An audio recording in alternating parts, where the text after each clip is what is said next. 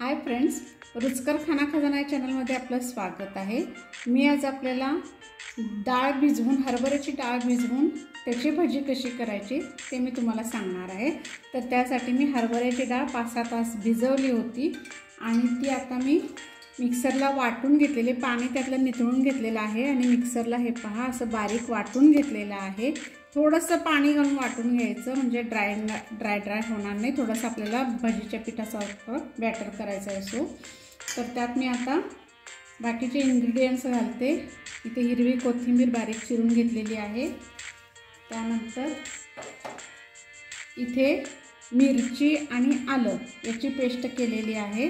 तुम्हाला तिखट ज्या प्रमाणात हवं आहे त्या प्रमाणात तुम्ही कमी जास्त करू शकता। इथे मी 2 चमचे ॲड केलेले आहे। थोडंसं झणझणीत लागावे कारण डाळीचा जो एक थोडासा त्याचा एक स्वाद असतो ना तो कमी होईल आणि झणझणीत छान लागतील म्हणून। त्यानंतर मी इथे 1 चमचा धना जिरा पावडर घेतलेली आहे। त्यानंतर 1 चमचावर जिरे घेतलेले आहे। आता याच्यामध्ये आपल्याला हिंग घालायचा आहे थोडासा जास्तच, म्हणजे छान स्वाद येतो।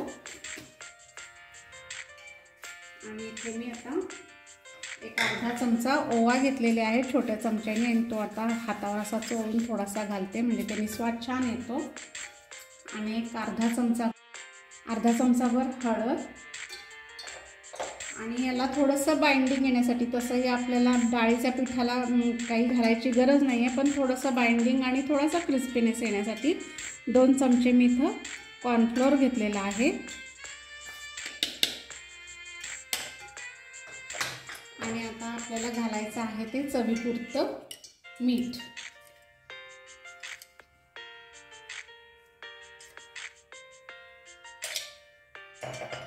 आणि सगळं आपल्याला व्यवस्थित मिक्स करून घ्यायचं आहे। काही व्यवस्थित सगळं मिक्स झालेलं आहे। चला तर आपण आता याचे भजी करून घेऊया। आता मी ते गॅसवर कढई ठेवलेली आहे, तेल ऑलरेडी गरम झालेलं आहे। आता आपण याच्यामध्ये भजी सोडूया। तुम्हाला जसा साईज कमी जास्त मोठा तसा तुम्ही साईज ठेवू शकता।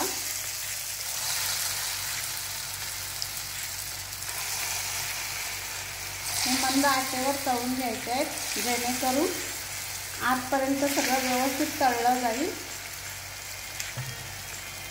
थोडंसं अधूनमधून फिरवत राहायचं आहे म्हणजे सगळीकडून व्यवस्थित तळले जातील हे भजी। आणि याच्यात मेन म्हणजे मी बिलकुल सोडा घातलेला नाही, कारण सोडा घातल्याने थोडंसं जास्त तेलकटही होतील आणि असाही याला दरदरीतपणा आहे, क्रिस्पीनेस येणार आहे कारण आपण भिजवून डाळ मग वाटलेली आहे। त्यामुळे थोडंसं सोडा घालण्याचा अवॉइड करा। सोडा घातल्याने थोडंसं तेल जास्त ओढू शकतं, त्यामुळे मी घातलेलं नाही आहे।